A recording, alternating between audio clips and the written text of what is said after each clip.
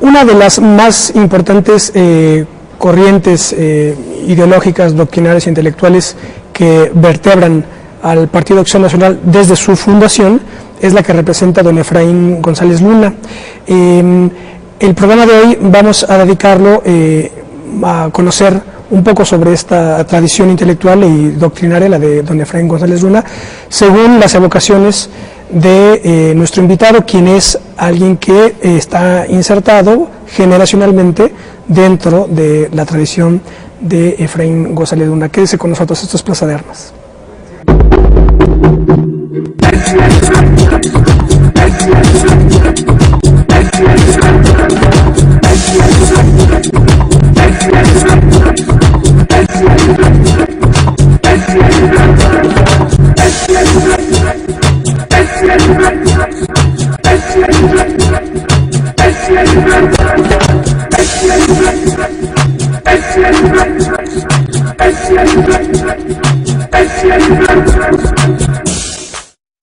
Hola, ¿qué tal? Qué bueno que están con nosotros en otro programa de Plaza de Armas, aquí por Capital 21. Esta es la sección, digamos, de las evocaciones requeridas. Voy a darles nuestro correo electrónico, plazadearmas@gmail.com, y nuestra página propia, www.plazadearmas.tv. Bueno, pues como ya les digo, quien está con nosotros es uno de los que forma parte generacionalmente.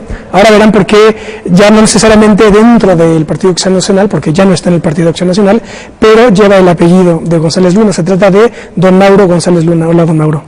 Ismael, muchas gracias por la invitación, muy gentil, me honra mucho estar aquí. Qué bueno que está con nosotros. Don Mauro es bisnieto o nieto. Sobrino nieto. Sobrino nieto de Efraín González Luna. Así es. Su abuelo era su hermano. Mauro González Luna. Así es. Y bueno, pues entremos ya en materia, don Mauro. Muchas gracias. Cuéntenos, el fundador del Partido Acción Nacional fue Efraín González Luna junto con Manuel Gómez Morín. Y su hermano, Mauro González Luna, no estuvo dentro del partido. ¿Es así? Sí, don Manuel Gómez Morín se trasladó en alguna ocasión a Guadalajara. Porque Manuel es del Ciudad de...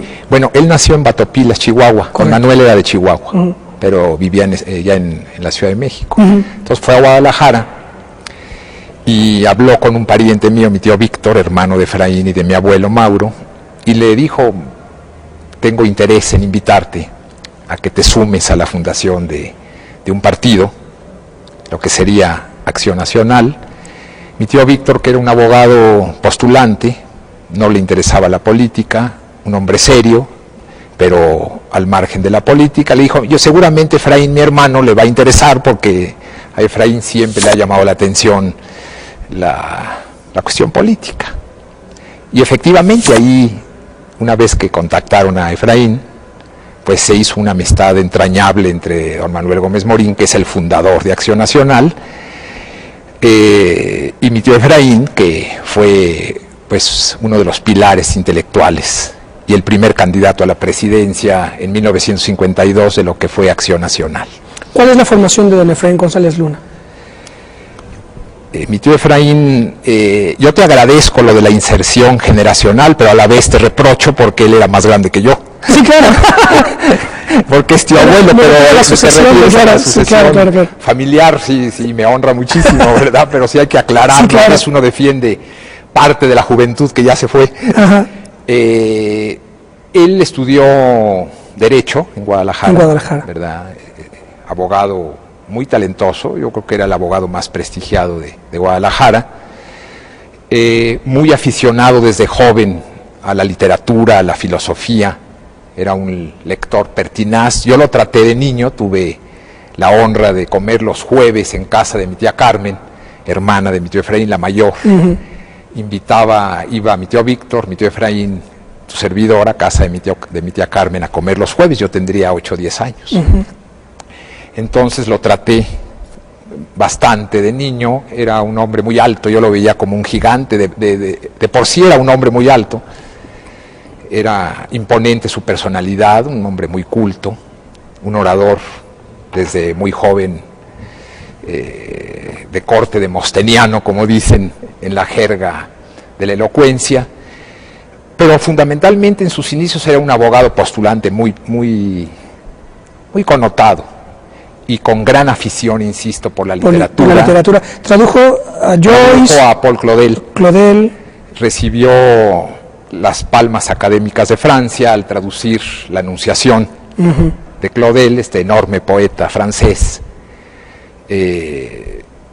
Entonces también algunas secciones de Joyce, del Ulises, del Ulises, ¿verdad? También obra titánica de la literatura irlandesa. Y fue junto con... Él fue secretario del Congreso Mundial de Filosofía que se llevó a cabo en Nueva York, siendo el presidente del Congreso de Filosofía Católica, Jacques Maritain. Correcto. Hubo ciertas discrepancias en ese evento entre mi tío Efraín y Maritain sobre algunas cuestiones. Fue interesante la reseña en esa época que yo leí en alguna revista, pero fue un congreso muy interesante dada la calidad de los participantes, entre ellos el presidente Jacques Maritain, de un talento descomunal, de una profundidad enorme. ¿Esto cuándo fue, este congreso? No recuerdo, pero ha de haber sido en los años 40. Sí. Yo creo que ya, no recuerdo si ya había escrito Humanismo Integral, pero yo creo que ya Maritain y toda su penetración en el mundo católico, ¿no? Como converso. Claro. Sí. Bueno, y luego ya viene la invitación de don Manuel Gómez Morín. Pero antes, me comentaba usted que Efraín González Luna estaba vinculado al grupo de Bandera de Provincias. Exacto. Sí, participaba en literatura. Donde estaba don Antonio Gómez Robledo, ¿no? Don Antonio Gómez Robledo. Usted ya me dijo que lo conoció. Sí, otra figura. Otro gigante. Hombre de la intelectualidad mexicana, un hombre de un brillo excepcional, escritor reconocidísimo en materia de filosofía. Su libro de Platón y sobre la justicia son admiradísimos. Traductor de la política de Aristóteles, de la ética Nicómaco, sí, un humanista, de Marco Aurelio, de las meditaciones de Marco Aurelio. Sí. Un hombre brillante. Me tocó también la honra de tratarlo. De joven iba a visitarlo ahí cerca, en San Angelín tenía su casa. Sí. Un hombre brillantísimo. Me dedicó algún libro, esto me honra muchísimo. El Maestro, que es la biografía de Anacleto González Flores, mártir cristero jalisciense, de la verdadera cristiada, ¿no? Porque ahora hay algunos que se dicen identificarse con ese movimiento que fue pues una gloria, porque fue un movimiento contra imposiciones a la libertad de conciencia y de religión, y que llevó al martirio a mucha gente valiente, que se oponía a las políticas yanquis de calles. Claro, masónicos yanquis. ¿Verdad? Protestantes, la penetración que ellos intentaban, ¿verdad? Los callistas. Y que ahora pues hay una especie de... soplan nuevos vientos callistas en el ambiente, ¿verdad? Pro yanquis, pro Estados Unidos, de una sumisión que este líder, cuya biografía escribió Gómez Robledo, pues fue un opositor formidable. Sí. Gómez Robledo para mí es de las figuras grandes de Jalisco, traductor de los griegos. Era un humanista, no sé si... Y de Dante, tiene un libro sobre Dante también. De Dante, un humanista, ¿no? De Dante, el gran florentino, ¿verdad? Un humanista en el pleno sentido de la palabra. También sus hermanos, dos jesuitas humanistas, dominaban el griego y el latín, tradujeron también a grandes escritores griegos. O sea, es una familia, la de don Antonio, muy valiosa. Su padre, don Antonio Gómez Palomar, acogió en su casa de Guadalajara a varias niñas. ¿De la guerra civil? A raíz de la guerra civil española, de los niños de Morelia, y una familia Gari, 6 o 7 hermanas. Una de ellas casó con un hermano de mi padre, gente es poetisa, doña Carmen Gari, gente muy valiosa.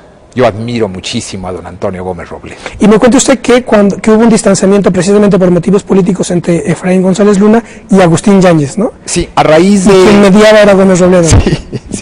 Ahí en San Angelín, en su casa, don Antonio me comentaba, porque platicábamos pues de mi tío Efraín, de Yáñez, figuras connotadas no solo en la política, sino de la literatura, Yáñez sobre todo, ¿no? Que son ahora sí son los contemporáneos de contemporáneos, ¿no? De Torres Bodet, Villarrutia, etc. Claro, exactamente. Era bandera de provincia, según entiendo, en Guadalajara. Memoria, a pesar de tu juventud es grande y tu evolución. Y la revista Contemporáneos acá en México, ¿no? Sí, exacto. Se reunían en casa de don José Arriola Adame, un personaje brillante, pintoresco, cultísimo musicólogo, admirador de la literatura francesa. Sí. Entonces ahí se reunían, iba Yáñez, Gómez Robledo, mi tío Efraín, y a raíz de la intervención de mi tío Efraín ya en el PAN, de su participación, hubo un distanciamiento entre Yáñez y González Luna. Y el que servía de interlocutor, porque no se dirigía la palabra, eso me lo comentó don Antonio en alguna de las visitas que le hice.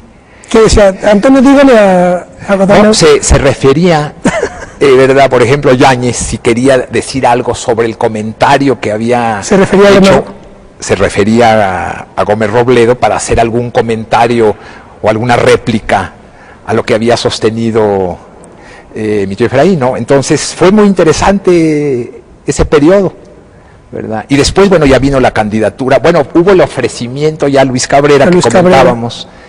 Ismael, el PAN le ofreció a Luis Cabrera la candidatura presidencial, pero declinó Luis Cabrera, también otra figura extraordinaria. ¿Cómo añoramos alguien como él? A esas gentes, ¿verdad? Clarividentes, patriotas, valientes y de una cultura abismal, ¿verdad? Que se requiere en política, ser conocedor de la historia, de la literatura, una visión amplísima para poder ejercer la política, que es el arte más difícil de dominar, ¿verdad? Ahora, rememorando a Ortega y Gasset, ¿verdad? El grueso de los que nos gobiernan, no solo en México, yo creo que en el mundo, proviene de esa rebelión de las masas tan paradigmática en la filosofía de Ortega y Gasset. Y cuando él dice, y a mí me apasiona esto, yo creo que al público, a los jóvenes, a la gente de buena voluntad, con conciencia política, le interesa o le debe interesar recobrar la idea de que la rebelión de las masas no es una idea de clase social, ¿verdad, Ismael? Tú como filósofo, doctor en filosofía, sino es un hecho psicológico. Es decir, arriban al poder no las gentes más talentosas, con más oficio político, sino en general las más mediocres, las que tienen menos escrúpulos. Esta era una crítica de Ortega al surgimiento de los regímenes que se vislumbraba ya en esa época, de los regímenes totalitarios, donde quien llega al poder es el mediocre, el que no tiene escrúpulos, el que no se exige mucho a sí mismo y a los demás. Y en política hay que hacer eso, para que un pueblo progrese, sea trabajador y salga adelante, ¿no?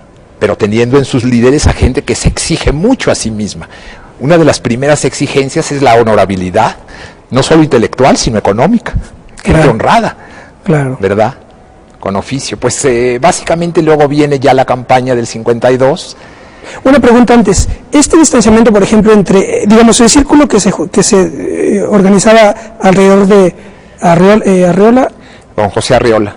No Arriola. Sí, era fundamentalmente de orientación católica. ¿O no necesariamente? Bueno, Yáñez... quiero saber, claro, ¿Yáñez era masón? Pues o era... No sé decir, pero no era... el grupo, por ejemplo, Gómez Robledo era un católico ortodoxo. Sí, claro, lefebrista. Tiene ya comentábamos su obra sobre Lefebvre. Claro. Era un ortodoxo. En cambio, yo creo que don Antonio... Bueno, don Antonio, con la amistad con Yáñez, pues...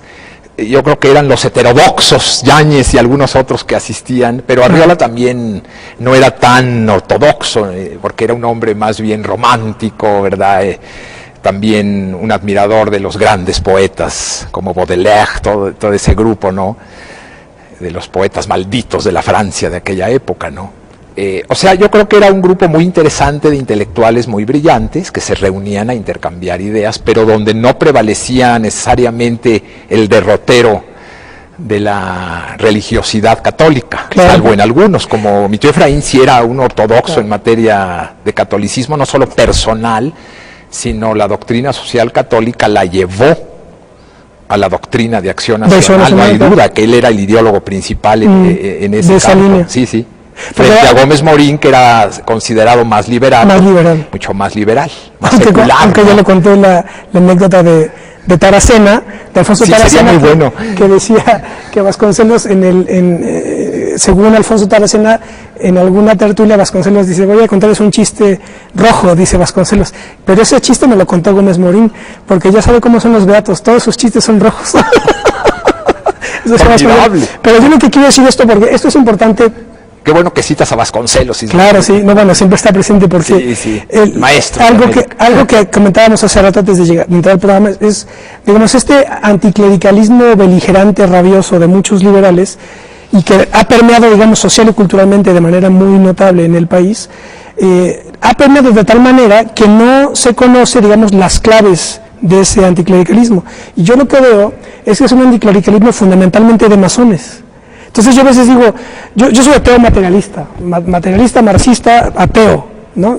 Dios es un imposible ontológico, pero yo no soy ni anticatólico ni anticlerical, sobre todo porque no soy masón, es lo que yo explico, yo no soy masón, y por eso no me creo el cuento de la ¿Eres un ateo de convicción? Sí, como Spinoza, yo soy ateo como Spinoza, que conoce a fondo, o que quiere conocer, se exige. A mí me cae muy bien Spinoza, sobre todo en algunas partes de su ética. Claro. Sí, cuando habla de la patología de la gente que está obsesionada, ya sea con el poder o con el dinero. Que no solo hay patologías en otras obsesiones psicológicas, sino que el mundo como que los exime de la locura a estos ambiciosos del poder o del dinero, pero que en realidad están tan locos como los esquizofrénicos. Claro. Y aquí retomando la idea de Fromm, ¿te acuerdas? En Miedo a la Libertad.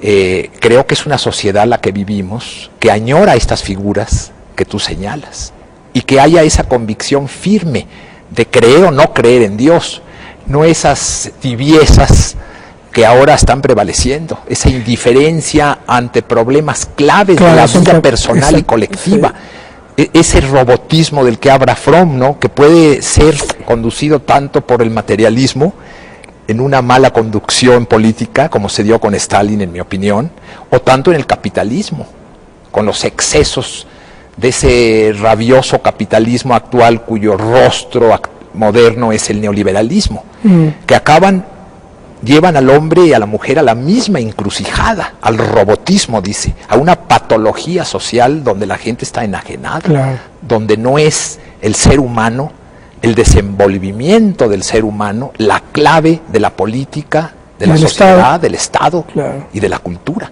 Eso es gravísimo. Yo creo que estamos sufriendo la patología del racionalismo por un lado, como lo reconoció en una formidable entrevista Habermas con Ratzinger que tuvieron en la Universidad de Ratisbona, ¿verdad?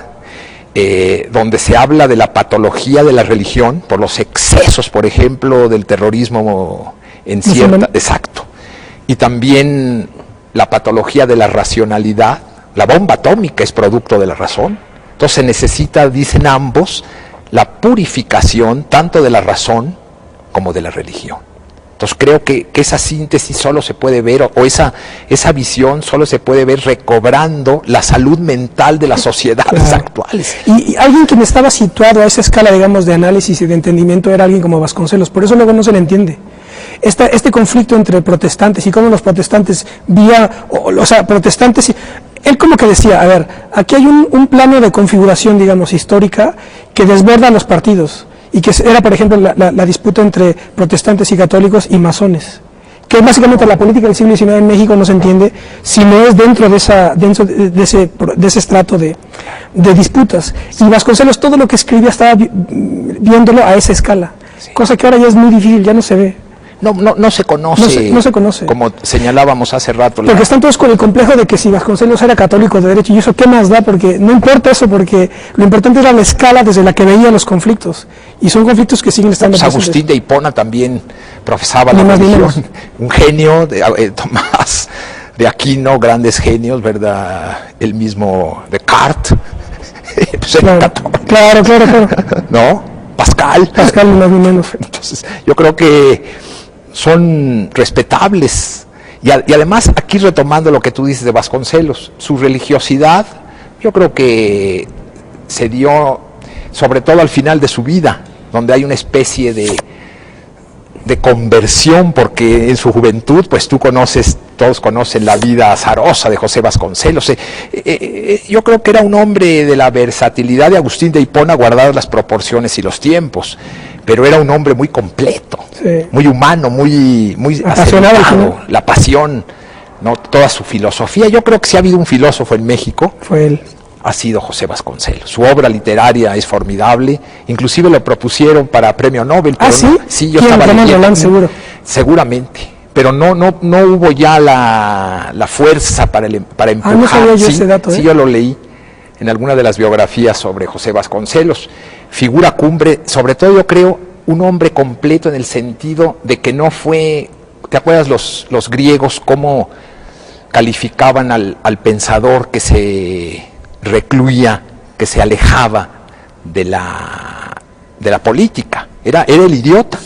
Claro, idiones de uno mismo, que estás con uno mismo, exacto.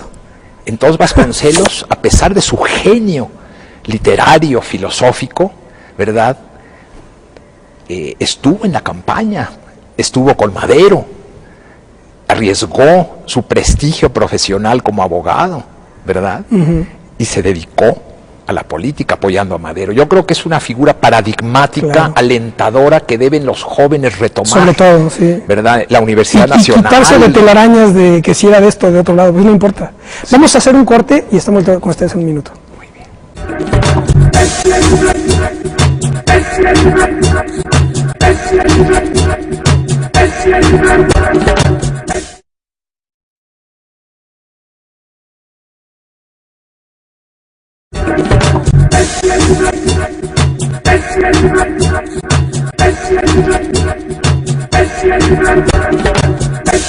Bueno, ya estamos de vuelta. Estos son las evocaciones requeridas de don Mauro González Luna, aquí en Plaza de Armas.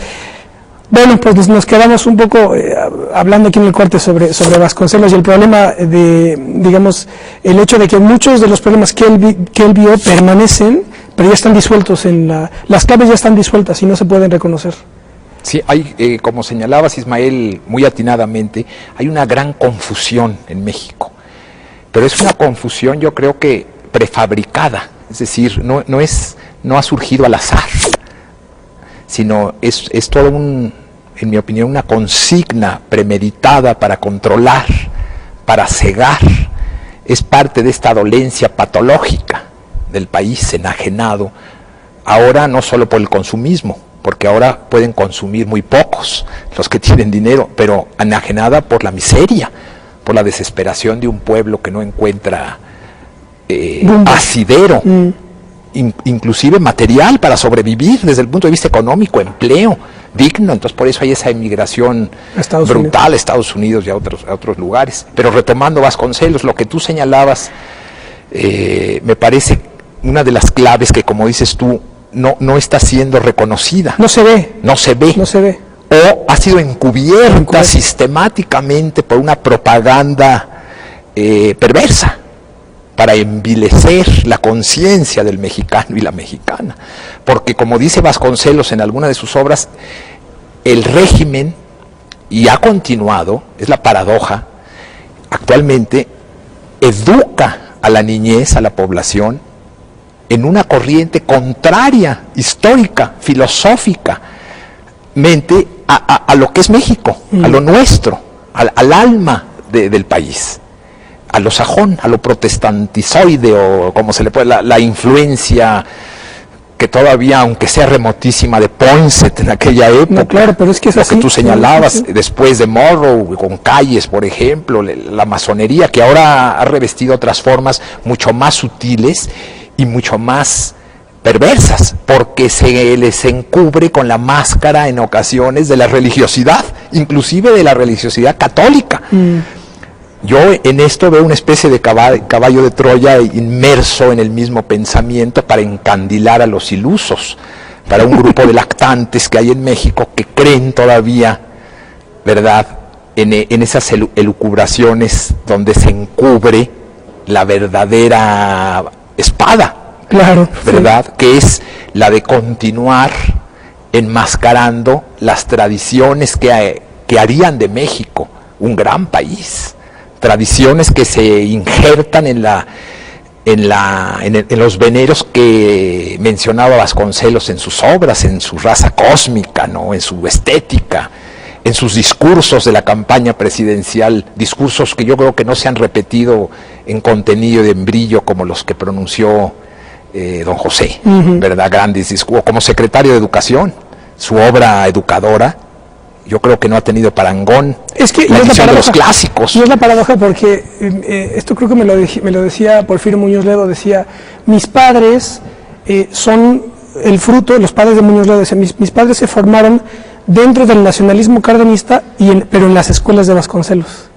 Que es un poco sí. Porque si hubo un antagonismo radical, fue el de Cárdenas con Vasconcelos, me parece. Claro. Pero tenían unas ideas muy especiales, ¿verdad?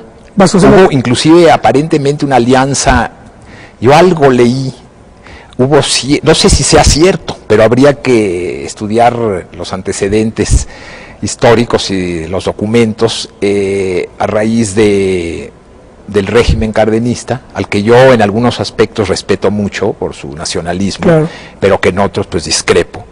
Pero Vasconcelos no lo podía ver ni en pintura, no. ¿verdad? Pero en el fondo México es eso. Y hubo, parece ser, ciertos acercamientos con Calles, después, a raíz de que fue... sí, algo, pero luego se frustró.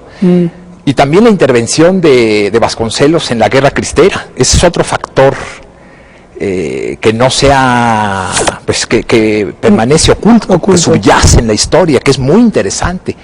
Él quería, a raíz de su campaña presidencial, sumarse a las fuerzas con Gorostieta, el general Gorostieta en la Guerra Cristera, pero luego vinieron los acuerdos promovidos por los Estados Unidos para que se terminara la Guerra Cristera, los famosos acuerdos.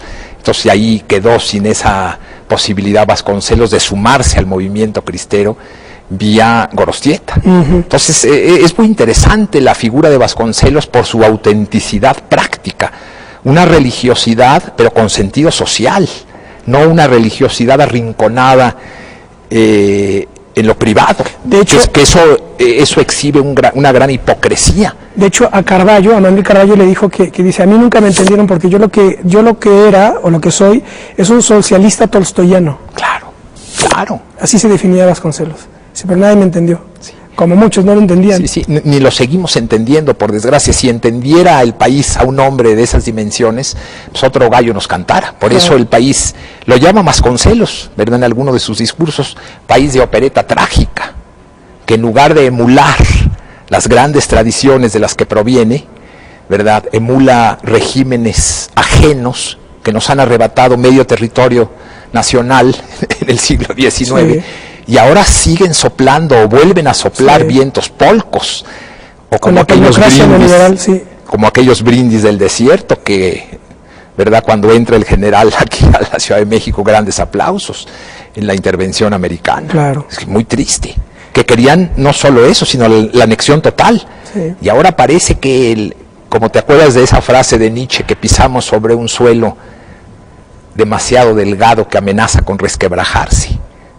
Yo percibo que México está pisando esa capa delgadísima que amenaza con el naufragio en materia social, política, económica. Y de sumisión a Estados Unidos. Y de sumisión abyecta, ¿verdad? Eso es gravísimo. Entonces figuras como Vasconcelos, como Luis Cabrera, pues son imágenes que nos debieran servir como guías morales, su obra filosófica también. La filosofía la quieren ya, o creo que ya... Creo que no lo lograron. No lo lograron, por lo menos. Sacarla de los programas de privadora. Creo que no lo lograron, pero... Sí, pero ahí la intención está ahí. Sí. Y con el simple hecho de proponerlo, muestra, es un reflejo de ellos mismos, ¿no? Sí, el hecho de haber querido quitarla. Es muy grave. Muy grave. Y también la izquierda, que no ha comprendido la grandeza de filósofos como Vasconcelos. O sea, yo creo que hay un tabú, claro. Si en la izquierda son capaces de aliarse los de la izquierda hasta con el demonio, con tal de atacar obsesivamente la cuestión de la Iglesia o de la religiosidad católica, cuando hay grandes aportaciones del catolicismo a los programas sociales, las encíclicas del León XIII, claro, por ejemplo, ¿quiénes están en los hospitales con los idosos cuidándolos? Monjas católicas. Claro. O la filosofía de la liberación, que es otra de las corrientes Claro. del... Sí, o las grandes doctrinas actuales de grandes filósofos católicos que abren brecha. El mismo, por ejemplo, Kuhn, este gran teólogo, teólogo formidable, Lubac, von Balthasar, él dice, estos de los más grandes teólogos católicos contemporáneos, dice: la Iglesia ha perseverado a pesar de nosotros los cardenales. Él iba a ser nombrado cardenal, todavía era arzobispo, pero dice: a pesar de los cardenales, la Iglesia ha perseverado, porque la fuerza del catolicismo no está en nosotros los humanos, que somos muy dados a caer, ¿verdad? Como decía Vasconcelos: yo soy un buen pecador, pero no un hipócrita. Pero la fuerza de la religiosidad está en los grandes santos, en los grandes mártires, en un Francisco de Asís, Teresa de Calcuta, o en Santo Tomás, en Tomás de Aquino, Agustín de Hipona, o santos modernos como el Padre Pío en Italia, en este siglo fundando hospitales en favor de la comunidad y de los pobres, o Juan Bosco rescatando a los niños que trabajaban en las obras a mediados, cuando en el recalcitrante capitalismo, ¿no?, que explotaba a los niños. Y ahora volvemos a lo mismo. Los niños en México, en los supermercados, son explotados. Los ancianos no tienen ninguna prestación social. Los que están con las bolsas. Sí. Es decir, estamos volviendo las etapas más virulentas del capitalismo, y ahora acaban de presentar una iniciativa de reforma laboral que acaba con lo poco que queda del sindicalismo honorable, ¿verdad? Libre. Entonces, ¿qué época estamos viviendo, no? ¿Qué diría Vasconcelos, Luis Cabrera? El mismo Gómez Morín, yo creo que no reconocería lo que está haciendo el partido que fundó. No, ya es otro partido, ¿verdad? O sea, ya nada más queda como un cascarón. El cascarón. Sí, qué triste, pero a la vez yo tengo una gran fe, una gran convicción. Aquí para mí mi maestro es Dostoyevsky, ¿verdad? La fe en la posibilidad de que la miseria humana pueda levantarse y recobrar la esperanza en un porvenir, a pesar de todas nuestras miserias, ¿no?, de nuestras sombras que nos acechan. Dostoyevsky habla del sentido de la victoria final, del bien sobre el mal. Yo siento que hay esperanza, sobre todo en la juventud y en la mujer en México. Yo siento que ahí hay grandes reservas en la mujer campesina, por ejemplo, en los jóvenes. Tú eres un joven inquieto, brillante. A mí me honra que me hayas invitado, y me alienta mucho que haya gente como tú, Ismael, con esa ilusión de hacer algo por este país. Y bueno, hablemos ahora un poco de su trayectoria, don Mauro. Pues esa ya es secundaria, pero te agradezco. Sí. Pero a mí me interesa, por ejemplo, tangencial a los problemas que has planteado. Claro, pero al compás de eso, porque hay rupturas que usted hizo con el Partido Acción Nacional. Yo he hecho ya varios programas, por ejemplo, con don Bernardo Batis, con don Jesús González Esmal, sí, y hablamos de eso. De hecho, hicimos un programa sobre los 70 años del PAN, que se cumplieron el año pasado. De lo que fue el PAN. De lo que fue el PAN. Cuéntenos un poco usted cómo rompe con el PAN. Después llegó usted a la Cámara de Diputados por el PAN, vinculado con Cuauhtémoc Cárdenas. Sí, así es. Forma parte del gobierno de Cuauhtémoc Cárdenas. Cuéntenos un poco. ¿Cómo no? De con eso. Mucho gusto. Bueno, a mí siempre me llamó la atención la corriente doctrinal de lo que fue Acción Nacional, sobre todo por la influencia tan grande de la doctrina social cristiana, ¿verdad? Que es una doctrina que es parte de la fe católica, que toma en cuenta la necesidad, es parte de la fe, insisto, de la religiosidad, que incita a la persona a interesarse por el otro, por el prójimo, por lo que está más cercano a él. La visión, yo tenía un gran maestro, te comentaba, Roberto Mangabeira Unger, que hablaba de la visión, de la imagen cristiana del hombre, que ha imprimido una huella fundamental a lo largo de la historia del ser humano. Y dice, una de las características de esa imagen cristiana del ser humano es la relación cara a cara, la relación personal, que se ha perdido totalmente en el mundo enajenado, patológico del capitalismo y del materialismo, también en la rama de la izquierda. O sea, lo que importa ahora es la colectividad sacrificando al individuo, que se convierte en un robot. Entonces, esa idea de interesarme como obligación moral y religiosa por el otro, por lo que le pasa al otro, es que de hecho, el hambre, la desesperación del otro. El concepto de persona es un concepto cristiano. Claro. Que es la idea de máscara. Es la idea de la máscara griega, que es prosopon. La traducción persona es para sonar, es la personare, tiene que ver con las máscaras del teatro. Implica siempre que cuando, por ejemplo, nunca se dice la persona de Neandertal, se dice hombre de Neandertal, pero porque persona ya es un concepto histórico-cultural, no antropológico. Claro. Y la persona implica siempre el otro, que es el que te reconoce. Sí. Por eso cuando se dice, ese es muy buena persona, significa que es reconocido por la colectividad, porque son los que te ven. Sí. Es la necesidad. Yo vi en la doctrina de Acción Nacional, imbuida, insisto, de esta vitalidad, digamos, social, ¿verdad? Esta doctrina, la necesidad de apertura hacia los demás, la necesidad imperiosa, el imperativo, digamos, si me autorizas como filósofo, que es el imperativo categórico de abrirnos a los demás, y la necesidad de que esa apertura no se convierta en una especie de irremediable sumisión al otro. ¿Y cómo podemos resolver esa antinomia? Con el cerebro, con la inteligencia. ¿Cuándo abrirme? Pero lo que vivimos en el neoliberalismo y en los colectivismos en general es esa cerrazón, sobre todo en el capitalismo actual. Es un egoísmo patológico. ¿Qué me importa si el otro se está muriendo de hambre? En Chile recientemente lo hemos visto a raíz del temblor, que fueron reprimidas las clases más humildes en lugar de mandar ayuda. No, es algo, en mi opinión, aterrador. Entonces eso me influyó mucho y por eso simpaticé muchos años con Acción Nacional, por ese sentido social de su doctrina política. No ser egoísta. Yo creo que lo más contrario a la política original de Acción Nacional era el capitalismo. Los discursos de Gómez Morín, los escritos de Gómez Morín, de Estrada Iturbide, eran del propio Efraín, eran discursos virulentamente contrarios a las tesis liberales del capitalismo liberal, contrarios totalmente, cuando ahora es el paradigma. El liberalismo económico es el paradigma, en su vertiente neoliberal es el paradigma de todas las propuestas de ley de lo que es ahora el PRI y el PAN. Claro. La muestra más palpable es esta propuesta de ley laboral. De reforma laboral. Eso sería lo más contrario a las tesis originales de Acción Nacional. Es algo verdaderamente escandaloso. O sea, pero eso ya es historia, ya es, insisto, queda el nombre de lo que fue un movimiento político, pues de envergadura. ¿Cuándo empezó a darse su ruptura?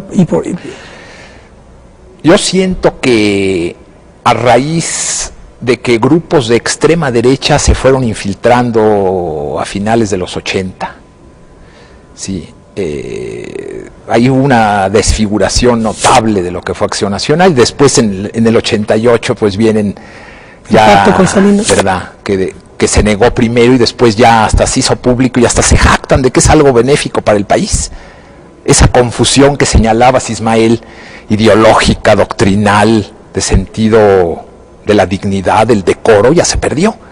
Ahora se jactan de inclusive aliarse hasta con el diablo. Sería una postura para ellos muy racional, muy lógica. Es decir, no tiene sentido lo que estamos viviendo.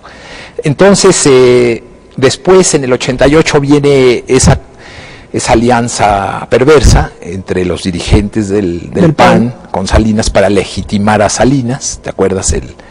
La legitimación de Salinas a raíz de que no se reconoció el triunfo al ingeniero Cárdenas, triunfo legítimo, inobjetable, en mi opinión. Y en opinión, pues la que es válida de la opinión pública generalizada, nacional e internacional. Entonces, a raíz de eso, un grupo significativo de mi familia se separó del PAN, abandonamos las filas de Acción Nacional. Inclusive antes había abandonado el PAN públicamente el papá del señor Calderón, don Luis Calderón Vega, un hombre valiosísimo, era el biógrafo de lo que fue Acción Nacional.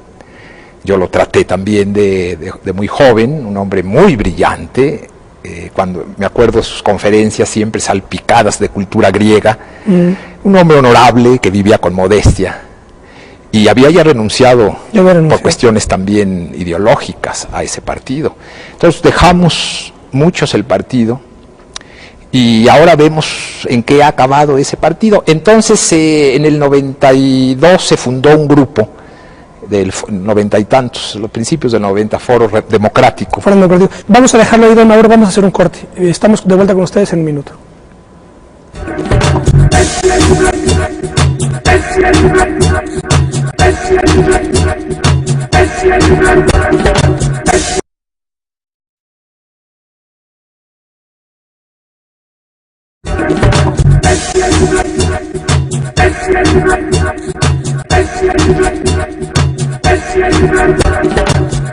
Bueno, ya estamos de vuelta. Esto es Plaza de Armas. Estamos conversando con don Mauro González Luna sobre conociendo sus evocaciones. Nos quedan más o menos 10 minutos y le tengo aquí una sorpresa a don Mauro que no le comenté sobre esto, pero esta es una selección de citas que tengo de Vasconcelos, pero que me surgieron a raíz de la lectura de un texto de doña Socorro Díaz que escribió. Se llama Reporte 2006, El Desquite. Es un poco la crónica de Socorro Díaz, quien estuvo en el grupo cercanísimo de Andrés Manuel López Obrador, y ahí ella hace un comentario de Vasconcelos. Con motivo de esto que leí, yo hice esta selección de citas y se las he puesto a varios de los invitados que han estado con nosotros, pidiéndoles después de la lectura su reacción inmediata. No. Entonces, se la voy a leer, les ruego, bueno, los que ya nos han visto conocen de qué se trata, pero le ruego unos minutos para que escuchen lo que aquí digo. La primera es de El Proconsulado, de páginas 156 y 157 de Vasconcelos. Está hablando de una entrevista que le hace un periodista de Londres, del Times de Londres, cuando estaba en la campaña. Y entonces dice así: no le contarán siquiera los votos, falsificarán la elección. Esto ya lo sabemos, repuse. Pero en todo país en que no se cuentan los votos, funciona como válvula de escape el derecho a la rebelión, el hábito de las revoluciones. Las revoluciones son santas cuando tienen por objeto derrocar a un mandato legítimo. No llegará usted a hacer la revolución, replicó el periodista, porque el gobierno es fuerte militarmente y cuenta además con el apoyo decidido de Estados Unidos. Cuenta también con el apoyo inglés. Eso es lo que quería decirle con entera franqueza y porque simpatizo con su posición y no quiero verle echado a perder. Usted debería resignarse de antemano a perder y preparar el futuro. Si ahora no triunfamos, contesté, mañana menos. La imposición consentida sentará jurisprudencia, matará la esperanza misma de la nación. Entonces el inglés, con frase conmovida, que resultó ser profética, expuso: sería el día más triste de su vida aquel en que delante de usted le fusilen a 30 o 40 de los suyos, víctimas inútiles de un movimiento sin posibilidades de triunfo. Después dice Vasconcelos: la pesadilla de la conversación con el inglés me persiguió muchos días. Una fila de 30 o 40 de mis nobles amigos y correligionarios, de pie frente al paredón, pálidos de rostro, pero todavía arrogante el ademán, muriendo todos ellos por un pueblo imbécil que no se quería dar cuenta de su sacrificio, que se apresuraría a aplaudir a los victimadores, con pretextos de los desfiles de la fiesta nacional. Los pueblos pagan muy caro el no saberse dar a respetar. Esta es la parte del proconsulado. Después, cuando le entrevista a Manuel Carballo en el 59, le dice Carballo: mejor volvamos al 29. Y entonces dice Vasconcelos: el pueblo debió haberse armado contra el gobierno. Probablemente no tenían pistolas. Siempre hay pistolas para los pueblos que tienen energía.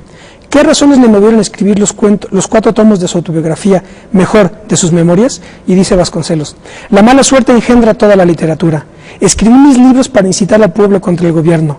Me creyeron un payaso. Escribir es hacer justicia. No quería séquito literario, quería gente armada. ¿Qué escritor que en verdad lo sea no es un político? El que ignora la política está perdido. Igual ocurre al que se evade de la realidad. Después está el final del hermoso libro que dedica Alfonso Taracena a Vasconcelos. Este es el final del libro de Taracena. En una carta confirmó su deseo de que no se le sepultara en la rotonda de los hombres ilustres, sino en cualquier cementerio de aldea. Consideraba que la ciudadanía de nuestro país no tenía derecho a honrarlo como escritor mientras no lo reconocieran como político. Mientras no se reconociera pública y oficialmente que ganamos en el 29 las elecciones.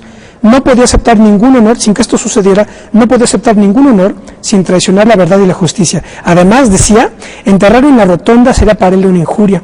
pues allí estaban los restos de un cierto aviador que consumó persecuciones a los vasconcelistas. Tampoco tenía nada que buscar en un cementerio dedicado especialmente a los héroes de la reforma masónica del juarismo. A mí me dijo que no quería estar entre tanto bruto. Qué bien. Nos sepultamos en el Panteón Jardín de San Ángel. Fue un mar de gente. Los periodistas recogieron pensamientos el día de su muerte. Yo les di esta. México debe a Vasconcelos una estatua en la hondonada que forman el Popocatépetl y el Iztaccíhuatl, donde se desarrolla su Prometeo vencedor, con una inscripción que rece: electo presidente de la República en las elecciones de 1929.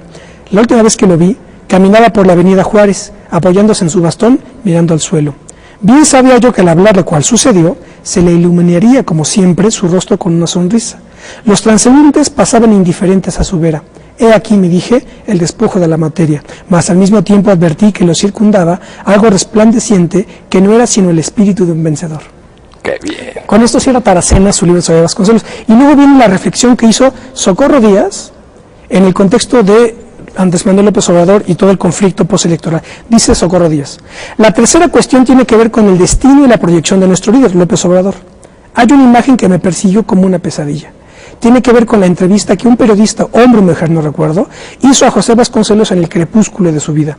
La anécdota me fue narrada en la redacción del Día.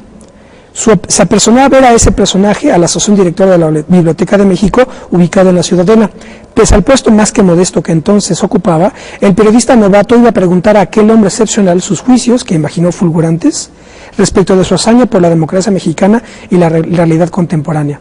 Encontró a un anciano, poco ubicado en la realidad como casi todos. No obtuvo declaraciones destacables, pero lo que le hizo abreviar el encuentro y salir con un ánimo sombrío fue escuchar el ruido monótono de las cuentas del rosario que Vasconcelos repasaba con la mano derecha oculta dentro del cajón de su escritorio. Mi reflexión fue: Vasconcelos desafió por vocación democrática y voluntad de poder al autoritarismo de los generales revolucionarios que mandaban en los años 20 del siglo pasado con pistola al cinto y fuete. López Obrador está desafiando a la plutocracia mexicana, que ve a la nación como un negocio llamado México Sociedad Anónima, y que en defensa de sus intereses sí reprime y mata, pero de forma selectiva. Vasconcelos fue de las multitudes fervorosas a la soledad de asirse a las cuentas de un rosario. De la fuerza esperanzada del Ulises criollo pasó a la tormenta, al desastre, al proconsulado. ¿Cuál podría ser el destino de López Obrador? Qué interesante. No, pues yo creo que aquí ante esta reseña de pensamientos de Vasconcelos, el silencio es lo mejor, pero me parece que cala muy hondo la idea vasconcelista en el México actual. Y que doña Socorro Díaz hace una ese comparación, parangón. claro, hace ese parangón. Sí. Vasconcelos con López Obrador. Sí. Yo respeto ese parangón y hay algunos aspectos, algunos paralelismos, pero el movimiento vasconceliano yo creo que traía lo que le ha faltado, siento yo, al movimiento de López Obrador, es esa tradición verdaderamente filosófica que ha profundizado Vasconcelos en el alma nacional, que ha increpado al pueblo a sacudirse el yugo, porque le llama a veces pueblo servil, nunca halaga al pueblo Vasconcelos, sino que lo sacude. Claro.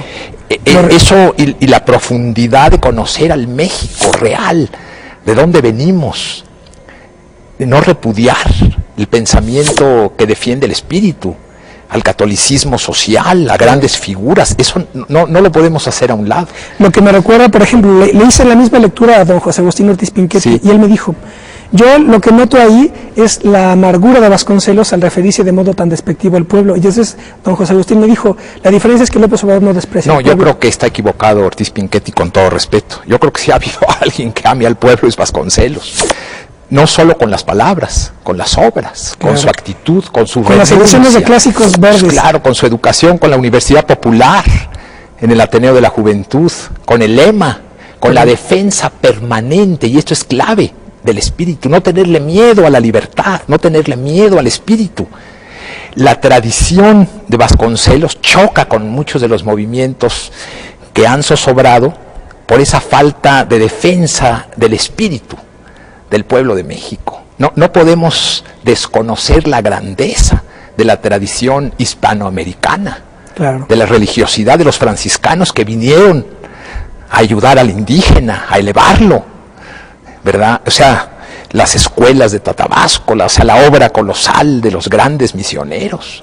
Entonces, creo yo que sí hay distancias que los distinguen, sin desconocer la obra positiva de estos movimientos actuales que intentan, porque además no hay otros. Claro. Es lo que hay, digamos. Es lo que hay. Claro. Pero para mí Vasconcelos es una de esos Himalayas, de esas cumbres, que como terminan, ¿te acuerdas de Adorno? Que el bien nunca triunfa en este mundo. Es rememorando la cruz. El bien está en la cruz. El triunfo del bien es resistir al mal, no la victoria.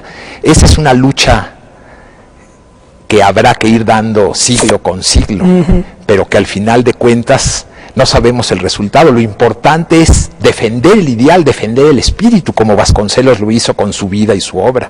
No tenerle miedo a la libertad, dejar de ser robots.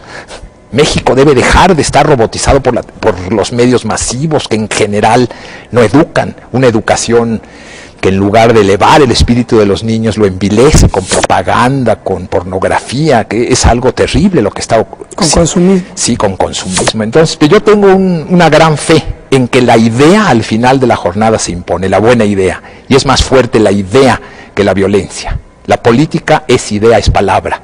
La ausencia de palabra, ¿verdad?, es lo que prohija la filosofía de la prepotencia. La prepotencia y la violencia se dan cuando la palabra es arrinconada. Qué bueno que tú retomes en estas entrevistas la fuerza de las ideas de Vasconcelos y de otros próceres como Cabrera y de otras figuras muy grandes del México que nos dan esperanza para salir adelante. Bueno, don Mauro, pues se nos va el tiempo. Muchísimas gracias. No, al contrario, Ismael, eres un magnífico elemento, filósofo. Me halaga mucho estar en tu programa. Muchas gracias. Bueno, muy bien, pues esto fueron las evocaciones de don Mauro González Luna. Nos vemos la próxima. Hasta pronto.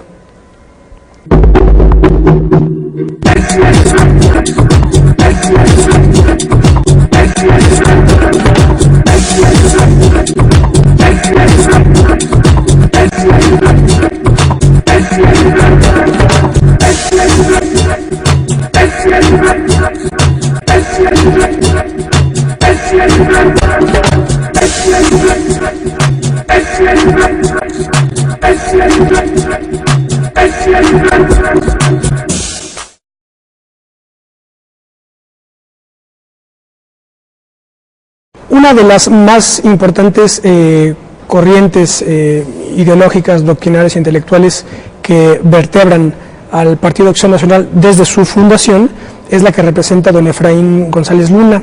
El programa de hoy vamos a dedicarlo a conocer un poco sobre esta tradición intelectual y doctrinaria, la de don Efraín González Luna, según las evocaciones de nuestro invitado, quien es alguien que está insertado generacionalmente dentro de la tradición de Efraín González Luna. Quédese con nosotros, esto es Plaza de Armas.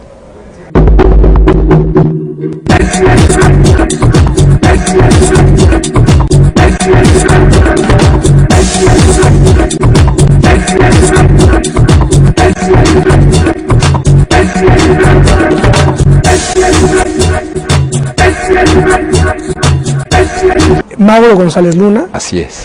Y bueno, pues entremos ya en materia, don Mauro. Muchas gracias. Cuéntenos, el fundador del Partido Acción Nacional fue Efraín González Luna junto con Manuel Gómez Morín, y su hermano, Mauro González Luna, no estuvo dentro del partido. ¿Es así? Sí, don Manuel Gómez Morín se trasladó en alguna ocasión a Guadalajara. Porque Manuel es del Ciudad de... Bueno, él nació en Batopilas, Chihuahua. Con Manuel era de Chihuahua, pero vivía ya en la Ciudad de México. Entonces fue a Guadalajara y habló con un pariente mío, mi tío Víctor, hermano de Efraín y de mi abuelo Mauro, y le dijo: tengo interés en invitarte a que te sumes a la fundación de un partido, lo que sería Acción Nacional. Mi tío Víctor, que era un abogado postulante, no le interesaba la política, un hombre serio, pero al margen de la política, le dijo: yo seguramente Efraín, mi hermano, le va a interesar, de Guadalajara, muy aficionado desde joven a la literatura, a la filosofía, era un lector pertinaz. Yo lo traté de niño, tuve la honra de comer los jueves en casa de mi tía Carmen, hermana de mi tío Efraín, la mayor, iba mi tío Víctor, mi tío Efraín, tu servidor, a casa de mi tía Carmen a comer los jueves. Yo tendría 8 o 10 años. Entonces lo traté bastante de niño. Era un hombre muy alto, yo lo veía como un gigante, de por sí era un hombre muy alto. Era imponente su personalidad, un hombre muy culto, un orador desde muy joven, de corte demosteniano, como dicen en la jerga de la elocuencia, pero fundamentalmente en sus inicios era un abogado postulante muy connotado y con gran afición, insisto, por la literatura. Por la literatura. Tradujo a Joyce. Tradujo a Paul Claudel.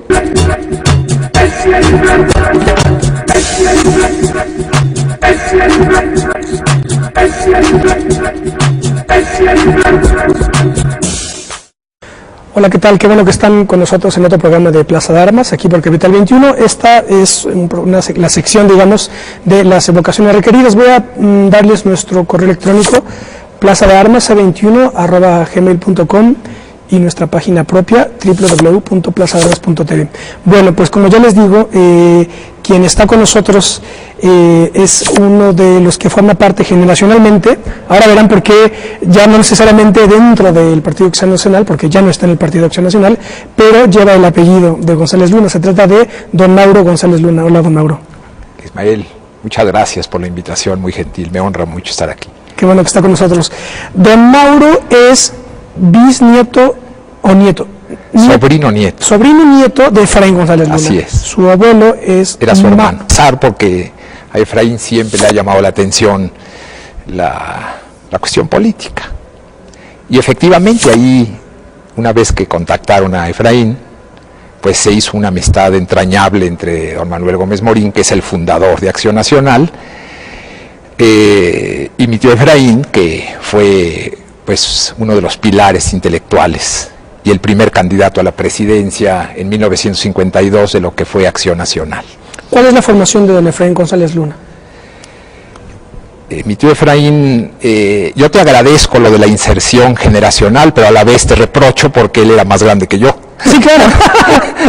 Porque es tío abuelo, pero la sucesión, claro, claro. Familiar, sí, me honra muchísimo, ¿verdad? Pero sí hay que aclarar, sí, claro. Uno defiende parte de la juventud que ya se fue. Ajá. Él estudió Derecho en Guadalajara. ¿Verdad? Abogado muy talentoso, yo creo que era el abogado más prestigiado de